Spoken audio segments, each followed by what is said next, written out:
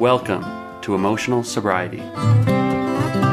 How's it going, Howard? My check-in might be somewhat elaborate, so I'll condense it right now. But if you guys want to go on, I can do that. Just spent a week with family, so well, you need to go on then, Howard, please. one of our favorite characters, Tom, was my mom. Was a picture. Yeah, I met her. Yeah. And so, we kind of made a little road trip.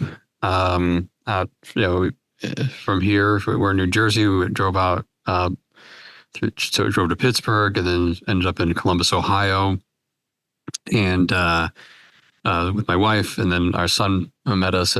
He's from Colorado. My mom and her husband drove out there from Illinois, and one of the primary kind of attractions, the reason we did this is because Thanksgiving probably was going to be difficult, both with flights and weather and everything like that. So we said, because I had time off from work, let's meet somewhere and do something, rather than go to Chicago, sit in someone's living room for 2 days and go home. So we went to Ohio, where the Columbus Zoo has an association with an outdoor safari type of thing, where you can get on and off and feed giraffes and feed rhinos and ostrich. Cool. I don't know what the plural of ostrich. We'll say ostrich. That's the plural. Yep. A bunch of ostrich. Yeah. And Ostri. Right. And if you make them leave, they're ostracized. No. Okay. Sorry for those of you listening. We have some dad jokes going on here. Mm-hmm. So one of the things that it was a daily, hour by hour, dealing with some of my past, and one of the expressions I've really grown to love is, like, I have so many GPS pins in the past, put in the past, and they just they're there, and I go and visit them, and most of the this time I met them protected, I'll say, and educated, rather than visiting them, completely unprotected and unaware of what's going on. So, my mom is now, she's 81, she'll be 82 soon.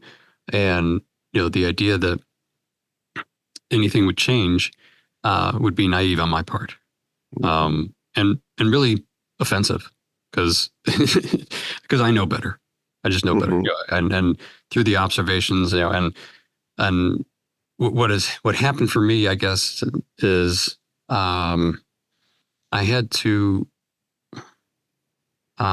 digest and grieve this woman who, because we don't see each other months at a time. So I've seen her for a year, and so the degradation of her health is much more obvious, right? Yeah. So, her decline, and one of the key things that I think was so sad, and I was getting a little worked up about it, is, she has a COPD, and she's had it for, I'm sure, quite some time. But we decided to take a walk, and the walk would have been 15 minutes, I don't know, and we get, we're going basically halfway up the block, and she has to stop. She just can't catch her breath, and her husband's trying to do the best he can, and my wife is actually being kind of I would say, a huge support, in both for her and me. And herself, she's just much more attuned. Like her mother, before she passed, was kind of infirmed like this, and so in a way she's done this before. I think in the last episode you guys were saying, we've seen this movie before, and look, I could go into some of the little antics and inappropriate things, and it's like. And there's a saying, it's like, well, she's old now. Yeah, but it's been this way for 50 years, or 30 years. And it's like, it's the same thing. Yeah. And it's not going to change. Like there was a chance it could change, and it's not. Mhm. And I don't mean that in a bad way. No, it's real. You're talking about just realistic. Yeah, I get it. Yeah. Because I used to work at a well, when I say when I lost my job, as if like I woke up like, oh my God, where's my job? No, when I got fired from a job. Where did I leave it? What's that? Just look under the cushions. Right. Yeah. It's like, yeah. So I decided to work at the local grocery store because I just couldn't sit around and watch, reruns of Law and Order so many times, and I had to do something and be productive. So here I am, I was scanning groceries, with a bachelor's in chemistry, and I'm working 30 hours at the grocery store, and this is my life today. So one of the things that would happen is I worked like the morning shift during the week, and quite often someone in their 80s is shopping and they're coming through, and God, sorry. No, take your time. I get so upset when I think about this. So I'm scanning groceries, or and they're like standing on the cart, and the cart's the only thing holding them up. You realize, and the person behind them is huffing and rolling their eyes and trying to look at me, and I'm like, they know they used to walk better than this. So if you think you're impatient, imagine how they feel day in, day out, knowing they haven't always been like this. Most of them. And I just want to say something to people, go F yourself, because you're next. Do you think you won't be, like this in your 80s or whatever age? You think you won't age, So that was real eye-opening. Now, that was back in 2009 when I thought I knew everything, right? 20 years of sobriety. And I just like got so now fast forward, here we are with my mom, and I'm like, you know what? She also knows she used to be able, she could walk 15 minutes without a problem. She also knows she could do so. I have to help her grieve also, and there was one time where I had to say, she started to kind of push, I'm fine. I said, Mom, I love you, and you're not fine. You're struggling. And I said, I've done enough work in sobriety that if you push me away, I'll take a walk and you'll be on your own. I'll come back, but I'll excuse myself in an appropriate way. I said, do you want me to leave you by yourself? I won't feel guilty. You know that. And she's like, fine, stay. You gave her a choice. And you let her know it was a real choice. Here's the reality. You're not okay, and I love you, even though, and a lot of moments like that. Now, the upside, again, this is like another incredible piece. So her husband is, he's not my dad. I don't know how long years married, but they've been together 20 years at least. And so, he's a big hockey fan. And we went to the Columbus Blue Jackets hockey game, and I bought us tickets in the club level area where they gave you food and drink and everything. We got an Asian salad, at a hockey game, with the crunch and the peanuts and so to see him, he wouldn't normally get seats like this, even if he went to the Blackhawks or something, and just to see him light up and be there. So was again, a wonderful moment for me, where I was like, oh, I'm not here for me at all, and there were a lot of these moments when we went to the zoo, and my wife was feeding the giraffe and my son was petting a rhino, and I'm like, I'm not here for me at all. And I say that because so many times I don't want to go somewhere because, well, what am I going to do? Nothing. You're going to be there for somebody else. You're going to observe somebody else enjoying themselves and contemplate what that looks like, rather than what is in it for me. I'm bored. Yeah, well, you're bored because you're boring. Or there's nothing wrong with being bored. Right. So I had a lot of moments like that as well. But the reality is I need to sit down and have a pretty good cry at some point in time. Because it's there, it's all there. I feel it. I'm very aware of my body. Like it just. Oh, I can see it. You can see it in your whole, even through Zoom. I can see it and feel it. Yeah, it's powerful. And it's there, and we had a 8-hour ride back home, right? So we broke it up into like 4 and 4. But normally, like, oh man, God, what do we listen to or whatever?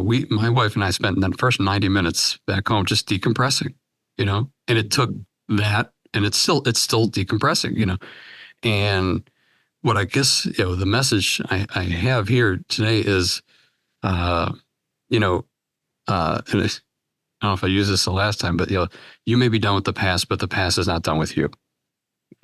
And, and here it is. And I can deal with it bit by bit in a healthy way, talking to healthy people, crying, contemplating, and it may take 2 weeks to get this all out. You know what I'm saying? Like people are like, oh, I should be over it by now because I was, this is pain from years and years and years. And I've recovered from it. I was a much better son than I ever have been. I had some moments where I was rude and I was short, and much better than I ever was. So I feel pretty good about that. And it's still there.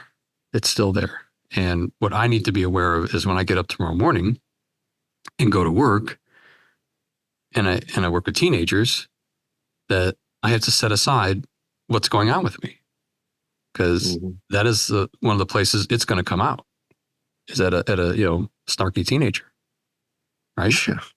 And or at an adult behaving like a teenager, and. So again, I sit here telling you guys that when I wake up tomorrow, like that is going to be part of my meditation. Is like, okay, you're still grieving, stupid. Okay, don't think for one moment that work. Oh, good. Here's my work day, and it's a great distraction, and it is, and it's still there. So please, I have to take my time. Take my time, and this emotional sobriety piece, because between that book and what we talk about and some other literature I've been kind of getting into is all about awareness of myself and other people. And, I think this is the first time that I acknowledged that, my mom was also grieving who she used to be, just 10 years ago, 72, she was walking, she was doing fine, so, then this is really an exponential decline it'll be like that for all of us. So I like, oh, that's not going to happen to me because I eat right. Like, no, it's going to, and hopefully I can remember that I need to grieve that. And, that when I don't feel well about myself, I'm pretty hard to be around. I'm not that much different from her. Right. She was, all her defense mechanisms were there, and they weren't personal. They were like, I don't want my son to see me weak. I don't want my son to see me infirmed. And, so a big leap forward at some point for you probably was recognizing that you need to allow space for that grief, in the effort for emotional sobriety, alignment with what is, some kind of balance. The grief is going to be ongoing. So rather than just kind of like sucking it up and, just grinding on, letting it be a part of the overall flow, right? That's kind of how I'm looking at what you're talking about. Yeah. And so the statement I like to say is like, grief is hard, and not grieving is hard. So which, when I say not grieving, acting out and being, doing all sorts of, lousy using sarcasm and all sorts of things to defend myself. And I mean, we can get to avoid everything, which is avoiding everything. Yeah. Yeah. Right. So that's hard also. So I got to pick my, which path of difficulty I would like, That's beautiful. Yeah. Howard, this is a wonderful, to me, you're a wonderful example of something that that I can be giving myself a talking to about, or clients or whoever. It's like the idea that, you don't get to that place where you brush your hands off and say, well, I'm glad I took care of that. I mean, that's when I was really younger, I did that a few times. And, and we all know that, that sharp pain in your ass that comes right after that. It's like, but because people always want to know, when does it get better? And I go like, I don't. That's hard. That's a tough question. It's like, when does it change? Well, it changes if you change, as you change. And so you're telling a story of a recovering person walking through. I always say the holidays are like, where you go home for therapy field work. Just in case you forgot where you got crazy. Go home, hang out. And I used to have one client that they would book an appointment to come straight from the airport. When she got back to Nashville, she would come. She would have her suitcase with her when she came to my office. So Smart. She could talk about decompress. But Yeah. I mean, it's. And when you said it, though, I would just be repeating you. It is about awareness, and I think we've learned so much of that. I've learned so much of that from everybody, but from Roger Andes in particular on the Thursday night group. Just that awareness and acceptance are beginning points, not ending points. And your awareness of this, I don't know. I'm doing it with my hands. It's just like, it's just expanded. I mean, you're just aware of so many different things, and you're making your decisions as you go along. And it's like, it is what it is. And your practice, this is one of the things I bitch and moan about a lot sometimes when we have that question, how is your emotional sobriety? Like, we could put a dipstick in it and pull it out and see where it was. It's like, emotional sobriety is a practice. The better question to me is, how's your practice? And that's a story about a person who's doing their practice on a day-to-day basis. You didn't just you couldn't have done that if you weren't in a daily practice before, all the time while you're working recovery. But that's a really beautiful story of somebody with a good practice of emotional sobriety, really one of the things Allen would say was holding on to yourself, and it's beautiful. I mean, yeah, you couldn't have made that shorter. I mean, that's all. Everything you said was absolutely essential. I've got advice, by the way, for anyone who's impatient with the old or infirm. You should break one of your legs or have it broken and walk around on that for a little while, or attempt to.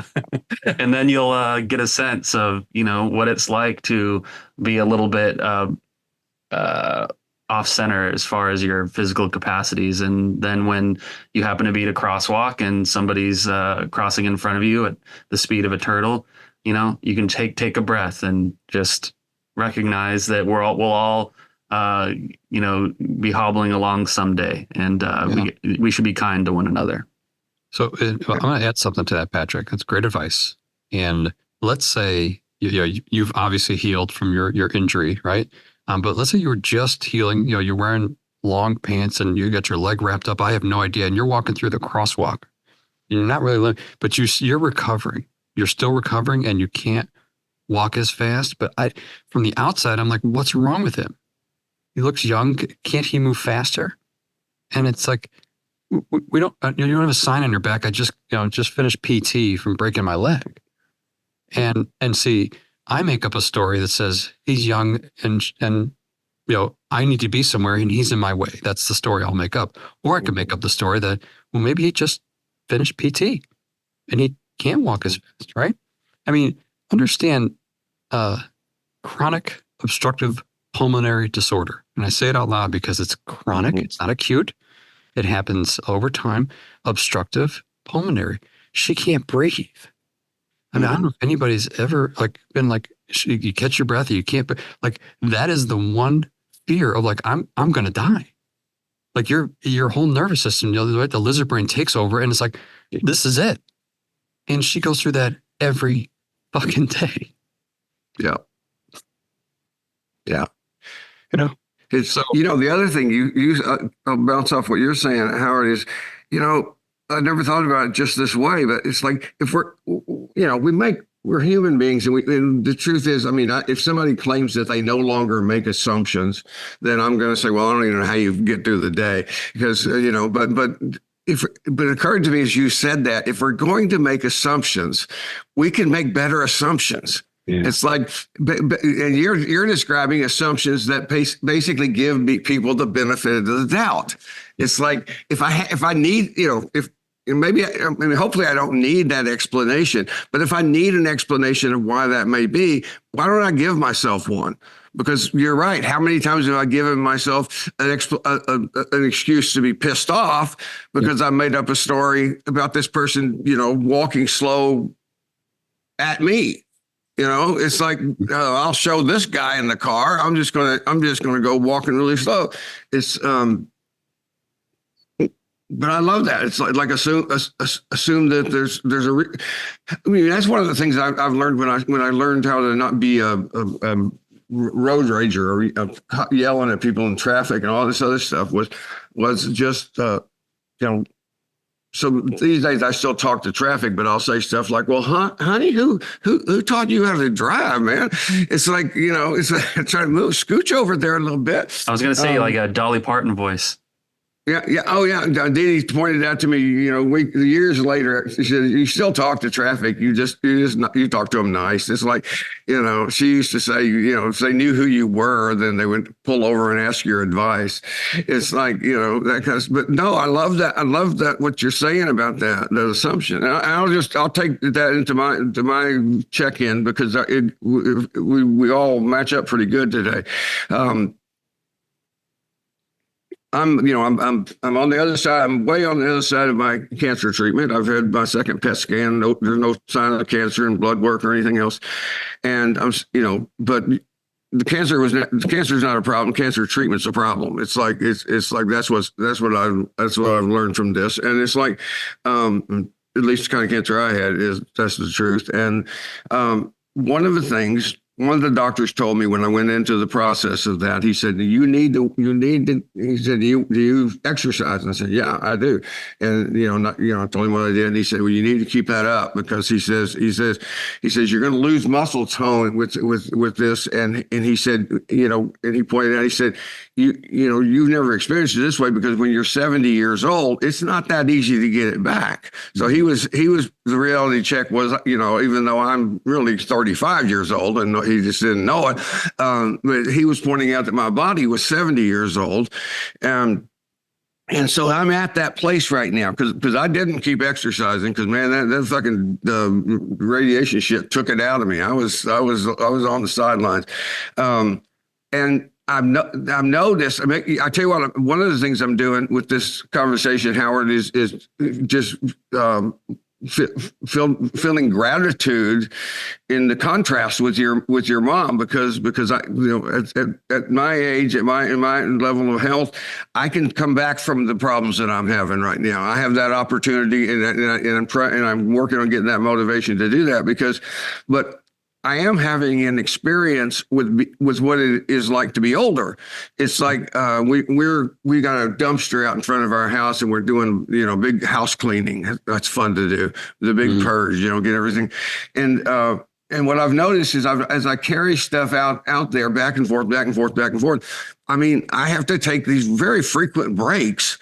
And some of the time I just need to go lay down and take a nap. It's like and it's I enjoy doing that, but it's like I realized, man, I'm just a short time ago I was much better.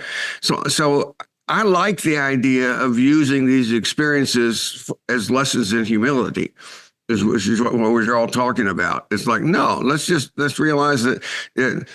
And also just the idea of quit making ourselves special and realize, as you were saying, Howard, everybody's going to get there. Yep. I'll finish with this. Have you all seen the last Rocky movie, the one that Sylvester Stallone called Rocky Balboa? Yeah. if you haven't seen it, see it, because if you loved the first Rocky movie, which is regardless of what you thought about the other ones, this is the bookend to that. It looks the same as that movie. It has the same. The quality is exactly the same. It's a beautiful movie, and it's a movie about growing older. And there's one scene in there. You'll if you haven't seen it, you'll notice it, where he's once again gonna box. He's Sylvester Stallone is well into his 60s at this point, but the character Rocky was in his 50s, and he's gonna box this young guy. He's the champion. So at the beginning of the match, when they come out in the middle of the ring, touch gloves, the young guy says to Rocky, he says, "You're a crazy old man," and Sylvester Stallone says, "You'll get there." Yeah. I mean, that was the best fucking line in the whole movie to me. It's like, you'll get there, and it's nice to know, you know.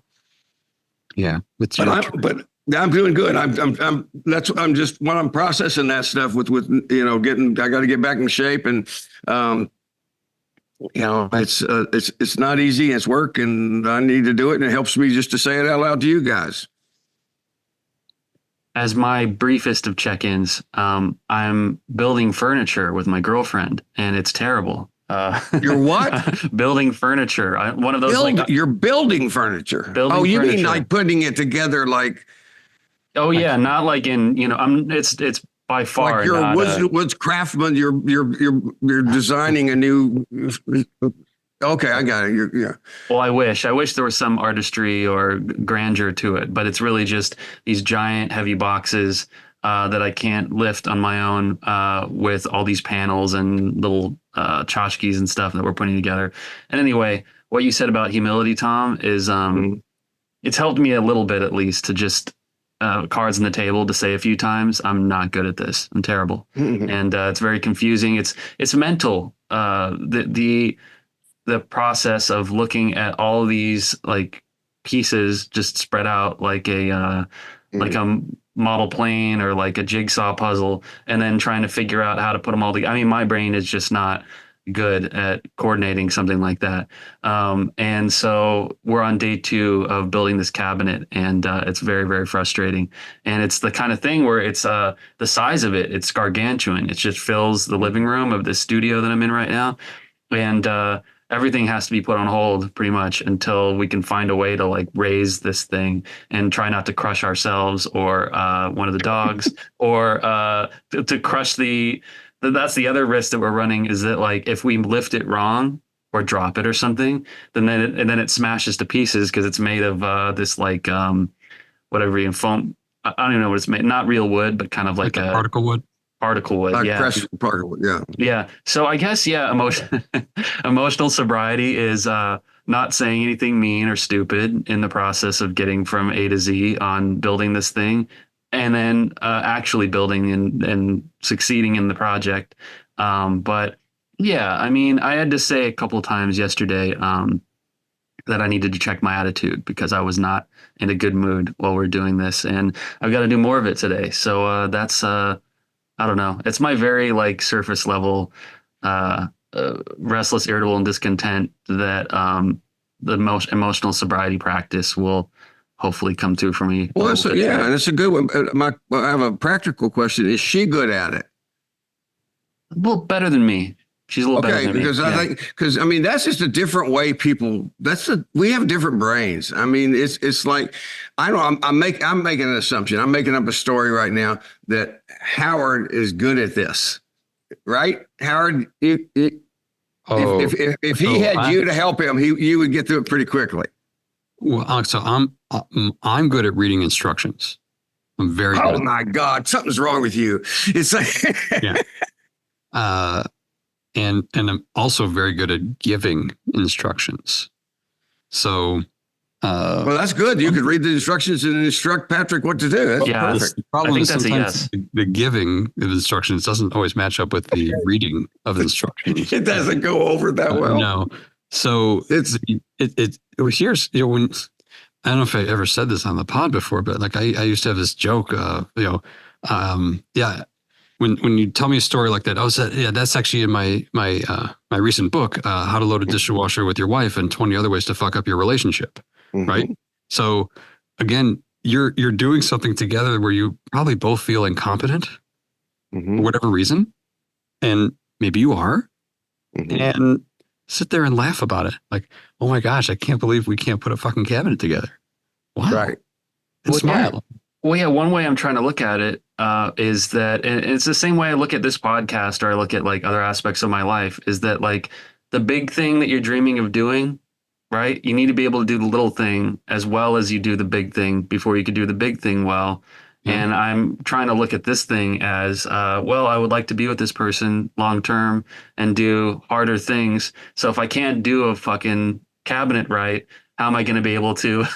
And so it's everything's a test. Everything's on the same continuum, you know, and so I got to try and do this reasonably well. Take your time. Well, but more importantly, in my opinion, this is my opinion. But more importantly, what you're saying about checking your attitude, you need to do well. It ultimately doesn't matter if you ever get any good at putting this shit together. You know, I mean, for one thing, I don't think you have any career aspirations that are going to call for you to do that. I don't think you have you shouldn't have your self-esteem attached to how well you do that. I'm a big believer that, and it took me a while to get this, but we get to choose our sources of self-esteem, you know, because I used to feel so bad about myself that everything I was bad at, I would focus on, you know, and it's like, then I realized most things I'm bad at, you know, that I'm actually legitimately not good at, I don't care.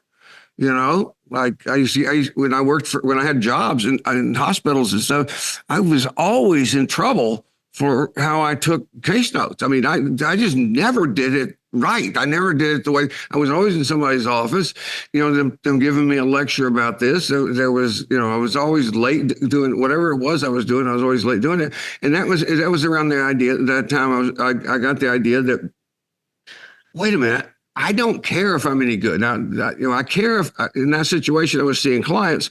I care if I'm not doing a good job with my clients. That matters to me. That I take self-esteem from that. But paperwork, all I need to do is do enough to not get fired. You know, and so that made so much of a difference for me, and I think it's made a difference for clients I've shared with. There's, you know, the ultimate litmus test is this: you go to your own funeral, you become a ghost, and you go to your own funeral, so that you can eavesdrop on people talking about you, and you figure out what is it I would care about when they're talking.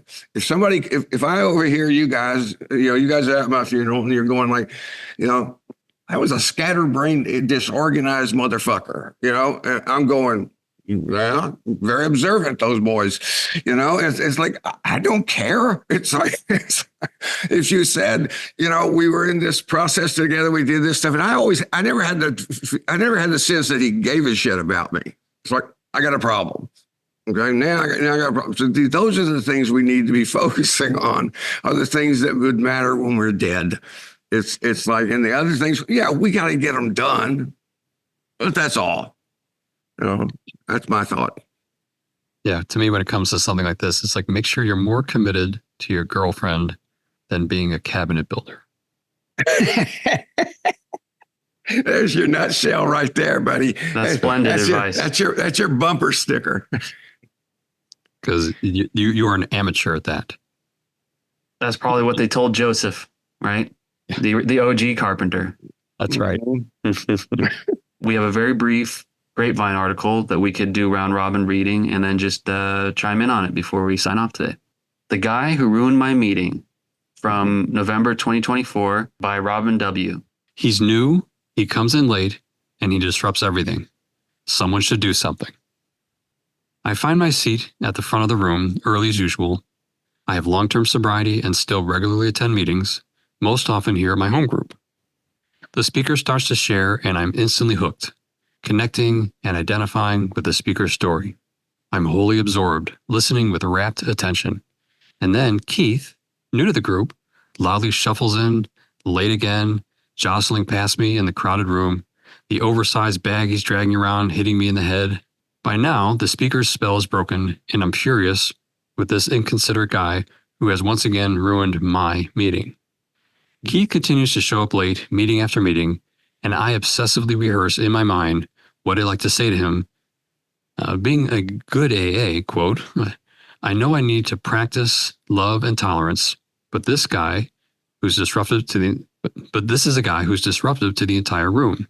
I mean, isn't it for the good of the group that he's not such a distraction? I pray for God's will and remind myself that it's okay to think like a jerk. I just can't act like one. I'm going to celebrate 25 years sober, and Keith overhears me telling the meeting secretary I'll be taking a cake the following week. Excitedly, Keith tells me that we share a birthday.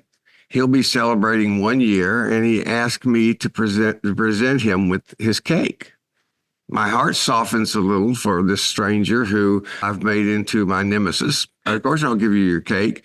It would be my pleasure, I hear myself say. Not at all what I had been planning to say to this guy who's been driving me nuts. The next week, Keith shows up early to the meeting wearing a suit and tie. This is a first. I mumble under my breath. The time comes to celebrate birthdays, and he's up first. I present Keith with his 1 year cake, and he's beaming at me with pride and gratitude. He explains from the podium that it's been a tough year for him. He has been undergoing brain cancer treatment and waiting for a necessary hip replacement, which is on hold until his body is strong enough for the surgery. He adds that he rides his bicycle to the meeting in terrible pain, but even that's getting harder for him. Yet, despite all of these hardships, the caring and support he's found in the meeting has been his lifeline.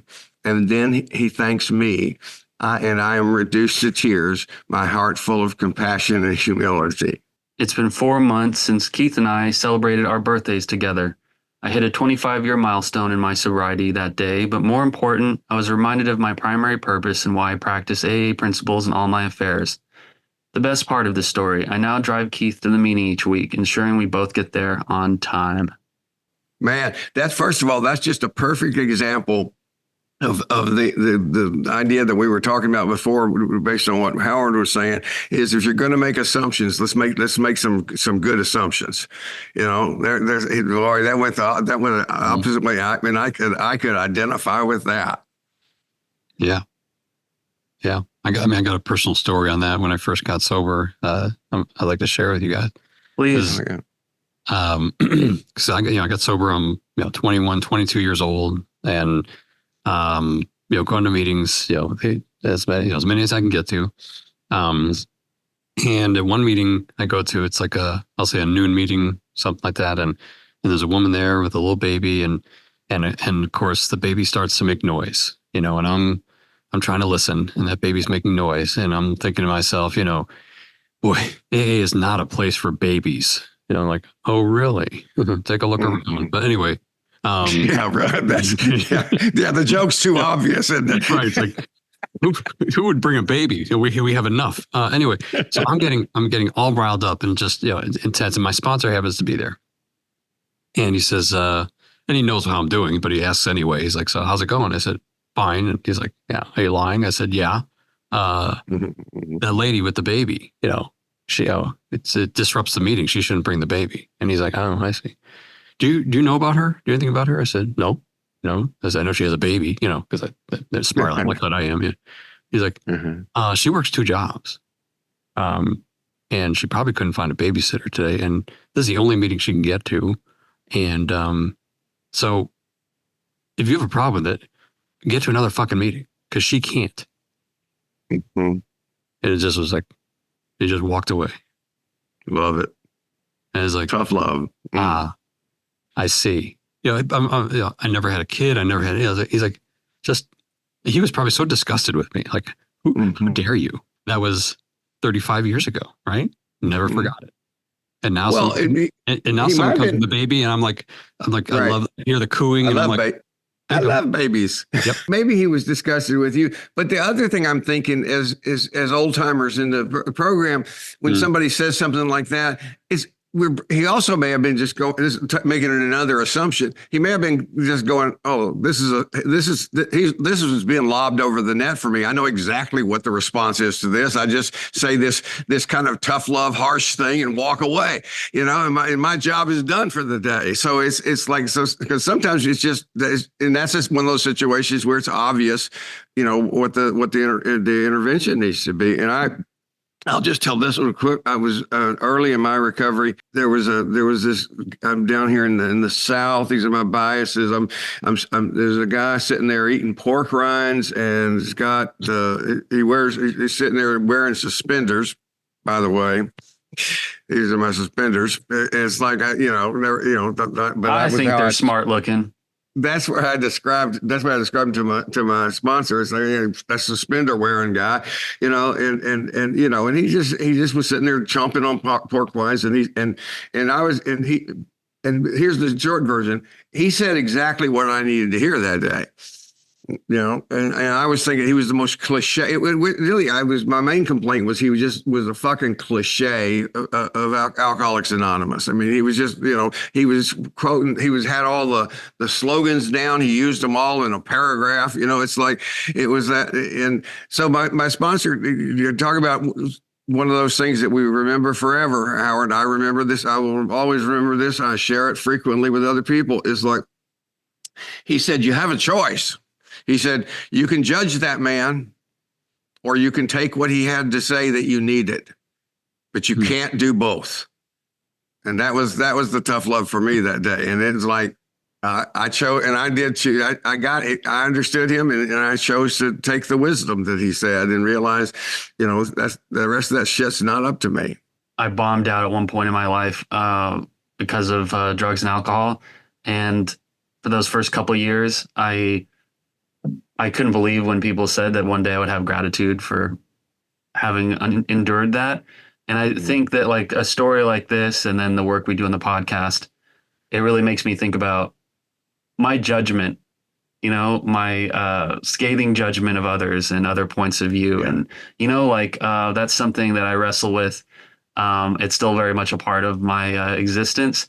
But I don't think if I hadn't been brought into contact with the rooms of recovery and kind of like this program, I would have never, I think I would have gone through my entire life with ever, maybe even being aware of it or like coming in any kind of like contentious relationship with the judgy part of myself. And I think like, I'm really glad that even though I don't always win the day, or my better angels don't always win as far as that's concerned, that I love that these spaces really they force you to like have a kind of a greater compassion or empathy to your fellows, and to kind of like break bread in a sense with all types of people that you don't agree with on a number of levels. But it's one of the unequivocally great things about 12-step recovery, about AA, about any kind of like fellowship organized around getting better from something,